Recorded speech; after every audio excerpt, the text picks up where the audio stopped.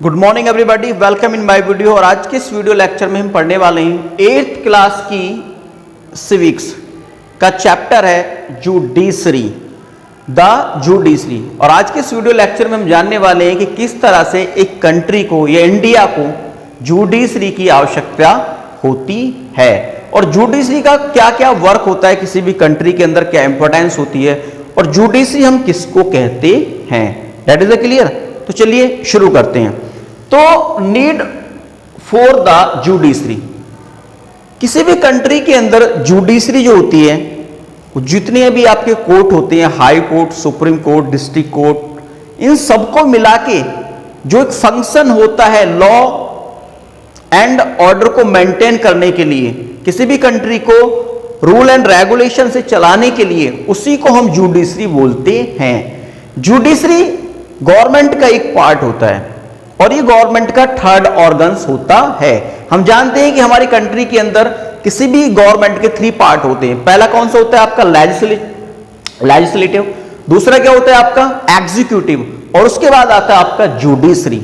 तो judiciary government को run करने के लिए एक इंपॉर्टेंट पार्ट होता है। क्यों? क्योंकि कंट्री के अंदर जितना भी रूल एंड रेगुलेशन है उसको मेंटेन करने के लिए, पीपल को सही से डायरेक्शन देने के लिए कि कोई भी किसी भी तरह का जो लॉ है उसको ब्रेक ना करे, इसलिए हमें जुडिशरी की आवश्यकता होती है। ये जुडिशरी की किसी भी कंट्री के लिए बहुत ज्यादा इंपॉर्टेंस होती है। अब judiciary is the third important organ of the government. All of the courts at different level in a country put together are called the judiciary। मैंने जैसे कि बताया कि किसी भी कंट्री को रन करने के लिए थर्ड जो ऑर्गन्स है जुडिशरी, उसकी बहुत ज्यादा इंपॉर्टेंट होती है। और जब सारे किसी भी कंट्री के अंदर जो सारे कोर्ट हैं उनको एक साथ रखा जाता है तो उसी सिस्टम को, उसी फंक्शन को हम बोलते हैं judiciary. That is the clear. अब हम देखते हैं कि नीड फॉर द जुडिशरी, हमारी कंट्री को जुडिशरी की आवश्यकता क्यों होती है। तो फर्स्ट हम देखते हैं to interpret the constitution. Constitution को इंटरप्रेट करने के लिए जुडिशरी की आवश्यकता होती है। अब ये क्या है, इसका मैटर ये होता है जब कोई गवर्नमेंट किसी तरह का लॉ बनाती है और वो लॉ पब्लिक की समझ में नहीं आता है, ठीक है। जो इंडिया के अंदर गवर्नमेंट है तो वो लॉ बनाती है, उसका काम क्या होता है, लॉ बनाना होता है। गवर्नमेंट का पावर कंट्री के अंदर पावर को होल्ड करना होता है और लोगों के लिए वेलफेयर स्कीम तैयार करना, लॉन्च करना, कंट्री के डेवलपमेंट के लिए वर्क करना होता है। और इन सब के लिए जो गवर्नमेंट होती है वो क्या करती है, लॉ बनाती है। तो जब वो गवर्नमेंट लॉ बनाती है और उस लॉ को लेकर लोगों के बीच में किसी तरह का कंफ्यूजन होता है या किसी भी तरह का ऐसा कंफ्यूजन होता है कि वो लोगों की समझ में नहीं आ रहा, उसको वो अच्छी तरह से अंडरस्टैंड नहीं कर पा रहे हैं, तो यहां पर जुडिशरी की इंपॉर्टेंस बढ़ जाती है। तो उस लॉ को हमारी जो जुडिशरी है वो उसको क्या करती है, उसको इंटरप्रेट करती है, उसको समझाने का काम हमारी जुडिशरी करती है। वो लोगों को उस लॉ के बारे में बताती है कि वो लॉ लोगों के लिए सही है या गलत है। तो जुडिशरी का जो फर्स्ट वर्क होता है वो होता है to interpret the constitution. Constitution के अंदर जो भी लॉ हैं, जो भी कॉन्स्टिट्यूशन के अंदर रूल एंड रेगुलेशन है, उसी को लेकर गवर्नमेंट लॉ बनाए और वो जो लॉ बनाया गया है यदि उसको लेकर किसी तरह का डिस्प्यूट है, लोगों की वो समझ में नहीं आ रहा है, तो उसको वो लोगों को उस लॉ को समझाती है, कॉन्स्टिट्यूशन की इंटरप्रेट वो करती है कि इस के अकॉर्डिंग ही गवर्नमेंट ने ये लॉ बनाया है। That is the clear. अब नेक्स्ट जो नीडी होती है हमारी कंट्री को जुडिशरी की, वो क्यों होती है, वो होती है टू प्रोटेक्ट फंडामेंटल राइट्स। अब जितने भी फंडामेंटल राइट्स होते हैं जो कॉन्स्टिट्यूशन के द्वारा हमें दिए जाते हैं, हमारे पास 6 फंडामेंटल राइट हैं, उन 6 के 6 फंडामेंटल राइट को जो प्रोटेक्ट करती है वो कंट्री के अंदर आपकी जुडिशरी ही करती है। यदि जुडिशरी कंट्री के अंदर ना हो तो आपके जितने भी फंडामेंटल राइट्स हैं उनको कंप्लीटली उनको ब्रेक किया जाए गवर्नमेंट के द्वारा। क्यों? क्योंकि फंडामेंटल राइट किसी भी सिटीजन का एक राइट होते हैं और इन्हीं के अकॉर्डिंग सिटीजन अपनी लाइफ को अच्छी तरह से फ्रीडम के बिल्कुल फ्री सरवाइव करता है। तो जुडिशरी की नीड इसलिए होती है कि यदि कोई गवर्नमेंट हमारे फंडामेंटल राइट को हमसे छीनती है, उनको ब्रेक करती है, कोई ऐसा रूल एंड रेगुलेशन वो बनाती है जिससे हमारे इंडिया के जितनी भी सिटीजन है उनके फंडामेंटल राइट प्रोटेक्ट नहीं हो पा रहे हैं, तो जुडिशरी गवर्नमेंट को इसके लिए स्टॉप करती है, उनको बताती है कि जो आपने रूल एंड रेगुलेशन बनाया है वो फंडामेंटल राइट के अकॉर्डिंग नहीं है। और यदि आप गवर्नमेंट रन कर रहे हैं, चाहे स्टेट में रन कर रहे हैं, चाहे कंट्री के अंदर रन कर रहे हैं, आपको पब्लिक के जो फंडामेंटल राइट हैं उनको देना पड़ेगा जो कॉन्स्टिट्यूशन के द्वारा प्रोवाइड किए गए हैं। तो जुडिशरी कंट्री के अंदर जितने भी फंडामेंटल राइट होते हैं सिटीजन के, उनको प्रोटेक्ट करने का काम करती है। जैसे कि आपका राइट टू हेल्थ, ये भी फंडामेंटल राइट है।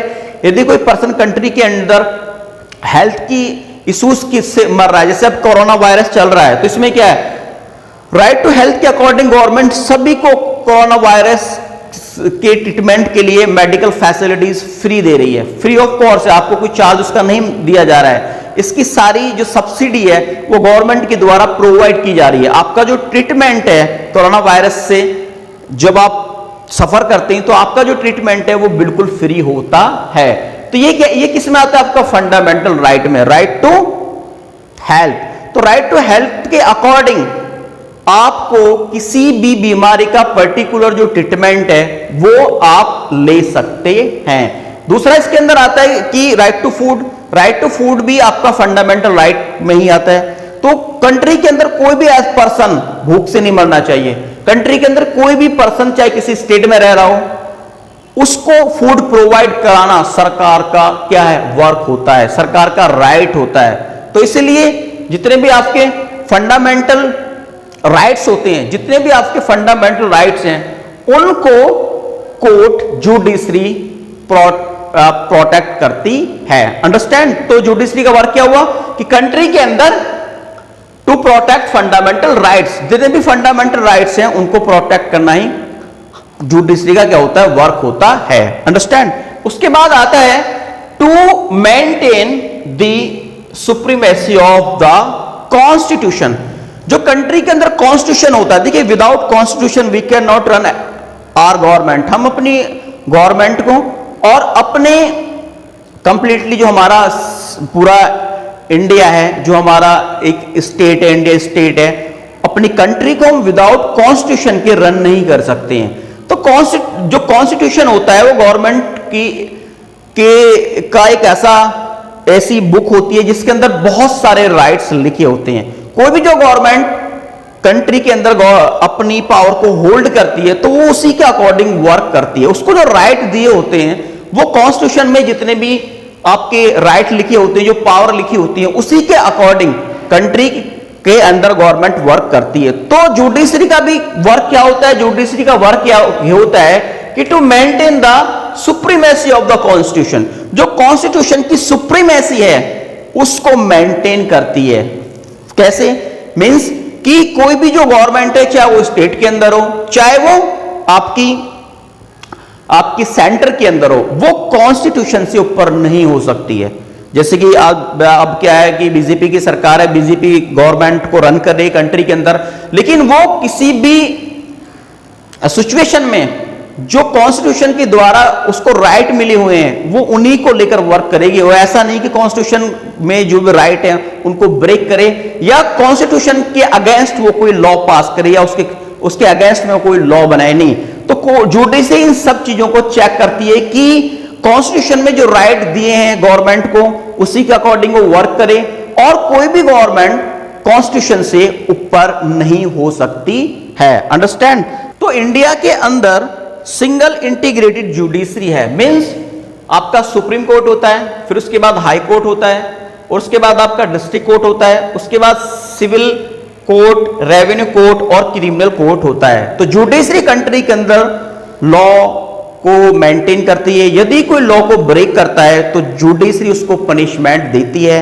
आपकी पुलिस है, आपका कोर्ट के अंदर जितने भी जजेस हैं, ट्रायल होता है, वहां पे बेल होती है, ये सब आपका कोर्ट का ही फंक्शन होता है, ये सब आपका जुडिशरी का ही फंक्शन होता है। अंडरस्टैंड। तो the supreme court and its organization, या सुप्रीम कोर्ट की जो ऑर्गेनाइजेशन वो क्या क्या होती है।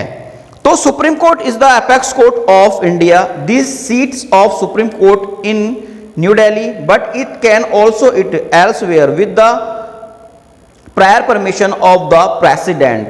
जो आपका सुप्रीम कोर्ट होता है वो दिल्ली में सिचुएटेड है, ठीक है, जो इंडिया की राजधानी न्यू दिल्ली वहां पे सिचुएटेड है, लोकेटेड है। लेकिन इसको कहीं और भी क्या किया जाता है, सिचुएटेड किया जा सकता है, लेकिन उसमें आपकी जो प्रेसिडेंट ऑफ इंडिया उसकी कंसेंट होनी चाहिए। अंडरस्टैंड। उसके बाद इसकी कंपोजिशन क्या होती है कि सुप्रीम कोर्ट के अंदर कितने जजेस होते हैं। तो सुप्रीम कोर्ट के अंदर आपके जो होते हैं वो 34 जजेस होते हैं, और इन जज को कम या ज्यादा किया जा सकता है, लेकिन उसके लिए पहले पार्लियामेंट में हमें कोई एक्ट लाना पड़ता है, ठीक है, पार्लियामेंट में कोई एक्ट लाना पड़ेगा। उसी के अकॉर्डिंग हम हाई कोर्ट के अंदर, सुप्रीम कोर्ट के अंदर जजों की जो नंबर हैं उनको कम या ज्यादा कर सकते हैं। That is clear. उसके बाद देखते हैं कि jurisdiction and power of the supreme court. जो सुप्रीम कोर्ट की पावर है वो क्या होती है, क्या क्या ऐसी पावर्स हैं जो सुप्रीम कोर्ट के हैंड में होती है। तो चलिए, are certain case which can be directly heard by the supreme court, it exclusive original jurisdiction, cover dispute between the union and state and case related to the enforcement of fundamental right guaranteed by the constitution. All such cases can be directly taken to the Supreme Court. अब supreme court के के पास power होती है वो कुछ ऐसे केसों को हियर करने की होती है कि जैसे स्टेट और स्टेट की गवर्नमेंट के बीच में कोई केस अगर डिस्प्यूट है, जैसे कोई रिवर है और रिवर के वाटर को लेकर आपका स्टेट और स्टेट के बीच में क्या है, डिस्प्यूट हो जाए, तो सुप्रीम कोर्ट में वो लोग जा सकते हैं और वहां पर अपनी बात रख सकते हैं, और जुडिशरी जो सुप्रीम कोर्ट की है वो उनकी बातों को सुनती है। अंडरस्टैंड। उसके बाद यदि कोई सिटीजन गवर्नमेंट के खिलाफ हो जाते हैं, किसी भी चीज को लेकर गवर्नमेंट ने कोई एक्ट बनाया, जैसे सीएए के खिलाफ बहुत सारे लोग हो गए थे, अब किसान जो बिल है वो आया है, उस पर लॉ बनने वाला है, उसको लेकर लोग बहुत ज्यादा सरकार के अगेंस्ट जाने वाले हैं। तो इन सब के बीच जो डिस्प्यूट होता है, सिटीजन और गवर्नमेंट के बीच में जो डिस्प्यूट होता है, उसकी भी डायरेक्ट जो हियरिंग है वो सुप्रीम कोर्ट के द्वारा की जाती है। अंडरस्टैंड। उसके बाद यूनियन गवर्नमेंट यानी सेंट्रल गवर्नमेंट और स्टेट के बीच में जो डिस्प्यूट हो जाता है किसी भी राइट को लेकर, किसी भी लॉ को लेकर, तो जब किसी भी लॉ पर स्टेट और आपकी सेंट्रल गवर्नमेंट के बीच में कंसेंट नहीं बन पाती है, तो ये दोनों भी आपके सुप्रीम कोर्ट में जा सकते हैं और अपनी जो बात रख सकते हैं। तो ये जो केसेस हैं, इन कंडीशन में सुप्रीम कोर्ट के पास ये राइट होता है, ये पावर होती है कि वो इनकी डायरेक्ट हियरिंग कर सकती है। अंडरस्टैंड। उसके बाद क्या होता है, उसके बाद होती है कि appellate jurisdiction means supreme court के अंदर यदि आप अपना केस, यदि आप हाई कोर्ट में लड़ रहे हैं और हाई कोर्ट से आप केस हार जाते हैं, चाहे वो क्रिमिनल केस हो या वो प्रॉपर्टी का केस हो, तो आप हारने के बाद अपनी जो अपील है वो सुप्रीम कोर्ट में कर सकते हैं। सुप्रीम कोर्ट के पास ये पावर होती है। अंडरस्टैंड। उसके बाद क्या होता है, आप कोई भी ऐसा केस, चाहे, लेकिन प्रॉपर्टी में यदि उसकी कॉस्ट 20,000 से कम है, तो ऐसे केस में यदि आप प्रॉपर्टी का केस है और आप हाई कोर्ट से हार जाते हैं, तो और उस प्रॉपर्टी की जो कॉस्ट है जो वो क्या है, वो 20,000 से कम है, तो ऐसे केस की अपील आप सुप्रीम कोर्ट में नहीं कर सकते हैं। तो सुप्रीम कोर्ट के पास ये राइट होती है कि पावर होती है, यदि आप केस हार जाते हैं कहां पर, हाई कोर्ट में, तो आप डायरेक्ट जाके सुप्रीम कोर्ट में अपील कर सकते हैं। और यदि आपको मृत्युदंड मिला हुआ है, डेथ सेंटेंस मिली हुई है, तो भी आप जाकर सुप्रीम कोर्ट में अपील कर सकते हैं और सुप्रीम कोर्ट में आपके केस की सुनवाई होती है। तो सुप्रीम कोर्ट के पास ये भी एक पावर होती है। अंडरस्टैंड। उसके बाद होता है एडवाइजरी जुरिस्डिक्शन। सुप्रीम कोर्ट के पास ये भी एक पावर होती है कि वो प्राइम मिनिस्टर, आपका जो प्रेसिडेंट है, उसको एडवाइस दे सकता है। अंडरस्टैंड। लेकिन ये किसी भी लॉ को लेकर, किसी भी ऐसे लॉ पर जो प्रेसिडेंट सुप्रीम कोर्ट के साथ कंसेंट चाहता हो, ठीक है, तो उसके लिए प्रेसिडेंट आपका जो प्रेसिडेंट है वो सुप्रीम कोर्ट से एडवाइस ले सकता है और सुप्रीम कोर्ट प्रेसिडेंट को एडवाइस दे सकता है। बट ये प्रेसिडेंट के जो आपका प्रेसिडेंट है उसके ऊपर डिपेंड करता है कि वो सुप्रीम कोर्ट की एडवाइस को माने या ना माने। अंडरस्टैंड। इसके बाद आता है कि सुप्रीम कोर्ट के बाद को ये पावर होती है कि वो जितने भी कोर्ट है उनके ऊपर अपना होल्ड रखता है, वो उनकी जितनी भी फंक्शंस है उनको चेक करता है और जितने भी लोअर कोर्ट के अंदर, जितने भी हाई कोर्ट के अंदर या डिस्ट्रिक्ट कोर्ट के अंदर, रेवेन्यू कोर्ट के अंदर या क्रिमिनल कोर्ट के अंदर जितने भी केसेस आते हैं उन सब का रिकॉर्ड रखने के लिए सुप्रीम कोर्ट इनको अपना ऑर्डर देता है। और इन सब कोर्ट में केस की जितनी भी स्टडी है, केस के जितने भी डॉक्यूमेंट्स हैं उनको रखा जाता है। अंडरस्टैंड। तो ये सारा जो फंक्शन होता है वो आपका इंडिया के अंदर एक सुप्रीम कोर्ट करता है। तो दैट इज द क्लियर। आज की इस वीडियो में मैंने आपको बताया कि जुडिशरी क्या होती है और जुडिशरी की इंपॉर्टेंस क्या होती है और किसी भी कंट्री को रन करने के लिए, लॉ एंड ऑर्डर को मेंटेन करने के लिए जुडिशरी कितनी ज्यादा एक इंपॉर्टेंट रोल प्ले करती है। तो अंडरस्टैंड। आज के इस वीडियो लेक्चर में बस इतना ही। मैं मिलूंगा आपको नेक्स्ट वीडियो में किसी और टॉपिक के साथ। तब तक के लिए गुड बाय।